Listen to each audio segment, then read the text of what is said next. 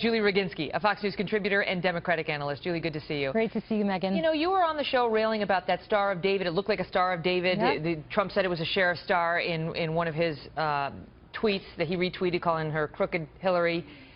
Do you see this as anti-Catholic bigotry by the Hillary camp? Well, I see it as Catholics discussing what they consider to be a reformation in their church. And by the way, Pew just came out with a poll a few weeks ago saying exactly the same thing, that the attitudes of American Catholics, this is not a value judgment by me.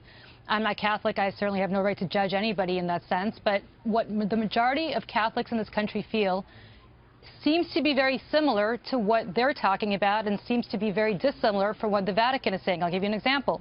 89% of American Catholics think that contraception is morally acceptable. 65% think employers shouldn't opt out of the law based on religious objection. You have 64% thinking homosexual behavior is not morally wrong.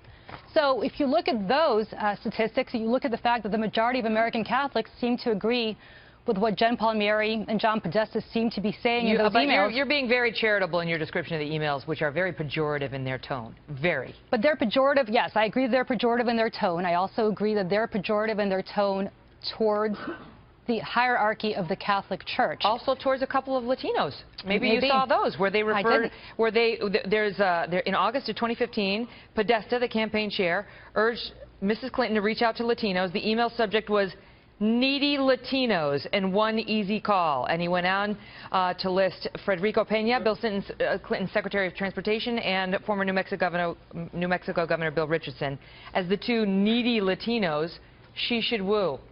Well, I don't know what sense he meant it. Are they Latinos that necessarily wanted to reach out to her and weren't getting the respect? Characterization of the, you know, they're just the dismissiveness. Now, you know, if you saw that in a Trump camp email, you'd be going nuts on them. I actually, Megan, I have to say this. On Latinos, I agree with you. On the Catholic thing, it's a little different. And the reason I took such offense of the Star of David tweet is because that's my faith. That's what I believe, and that's what I know. Yeah, but you gotta look out for all. I mean, if you defend one person of one religious belief and the attack on it, then you should be charitable toward all of them. I am charitable, as I said, towards the fact that it seems to me from polling, and again, not my personal view, but it seems to me from polling, the vast majority of American Catholics seem to agree with their view on where Catholicism should be. You know what, but I'm Catholic. I've lived as a Catholic my whole life, but I haven't heard my fellow Catholics speak so snidely about our faith other than in this email. But are they speaking snidely? They talk about it in a way that's hopeful, that's maybe somewhat regretful, but not with disdain about our church and our beliefs. I don't know that that was seen as disdain, whether it was seen as a revolutionary. They were mocking Rupert Murdoch for having the nerve to baptize his children Catholic. That's different. They were mocking Rupert Murdoch, and that's, as you and I both would agree, that's not acceptable. But they're not mocking, I believe,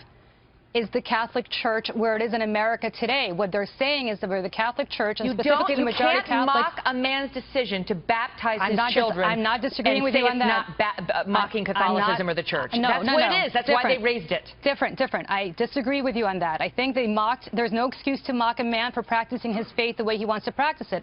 Let's take Rupert Murdoch out of this equation. I think it's wrong to mock people who believe contraception is morally wrong. I think it's wrong, and I'm pro-choice, to mock people for their pro-life beliefs. What I do think there's a big difference here is that what they're saying is potentially and actually in step with what the majority of American Catholics believe.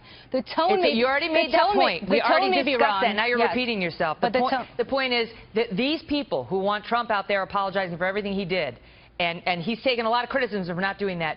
God forbid, they said, they don't even have to send Hillary out there. Why don't you send your director of communications out there to just own what she said and apologize to the millions of American Catholic voters who you're trying to solicit votes from in this election? I'm stealing the last word. I got to go. See you later. Love you, mean it.